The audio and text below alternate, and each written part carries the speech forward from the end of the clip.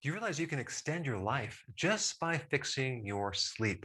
If you're getting less than 5 hours of sleep, your risk for dying goes up by like 12%. So the sleep is a very powerful predictor of all-cause mortality. And I'm not just talking about the amount of sleep, I'm talking about the quality of sleep. So let's talk about how to increase the quality of your sleep. There's three main problems. Either you can't get to sleep, you can't stay asleep, or you wake up too early. Okay. Now, if you get up at 2, that's because your cortisol is too high. I have a separate video for that, but this video in general should help you. Everything is controlled by this extremely tiny little structure in your brain. Okay. It's called the suprachiasmatic nucleus. So that's something to say at a party to sound intelligent. But the suprachiasmatic nucleus is about 1/4 the size of 1 millimeter squared. But the size of this little nerve bundle is extremely small. It's like a fourth of 1 millimeter. Okay. It's just like really, really tiny. You got two of them, and they're like a pair, and they control the clock in the body. Okay. They control the circadian rhythms of the body. And it's their main hormone that helps with this is called melatonin. Okay. So melatonin triggers this whole process. And the most powerful controlling factor over this structure right here is light, okay, and dark cycles. And so the real problem with our sleep is that we live in an abundance of artificial light, okay? So first of all, our light is artificial, fluorescent lights, and also we have too much light. I mean, light is 24 hours. Like if you live in the city or in your house, you can keep the lights on. And we pretty much have the lights on all day as we're by our computers, right? We go places, there's the lights on in these rooms. And then, of course, you might be watching TV with the lights on. And all that light inhibits this melatonin. Okay, so melatonin is triggered by darkness.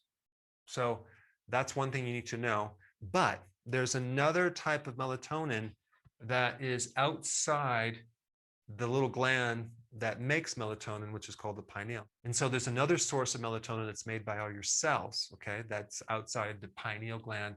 And that melatonin is triggered by light, but not any light, very specifically infrared light, okay? It's a certain wavelength of light.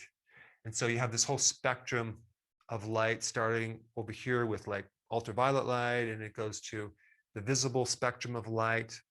And then we have infrared on the other side. And it just so happens that the sun has over 50% infrared. So it's really important to expose yourself to sun to get more infrared to build up your melatonin. And melatonin has a lot of other functions that go beyond just sleeping.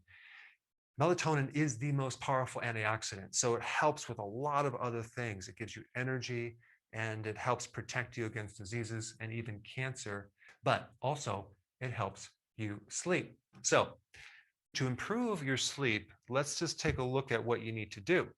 Number one, if you want to reset your circadian waves, okay, it's very important to expose your eyes and your body to light in the morning when you wake up. This will greatly start to give communication to that little nuclei to tell it to work correctly. Okay. So the best thing to do is to get out in the morning when the sun's coming up and expose your eyes and body to that light. Of course, I'm not saying to stare right into the sun, but just be out there for at least 30 minutes. That's the best thing you can do. If that's not an option, you can get a bright light. Okay. It's called bright light therapy, and expose your eyes and your body to this bright light for about 30 minutes in the morning.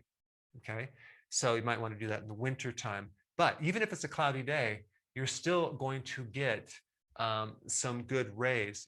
And even in the woods, if you're standing in the woods, you're still getting a significant amount of infrared, because infrared penetrates through the canopy of the leaves and the branches, and it comes right down.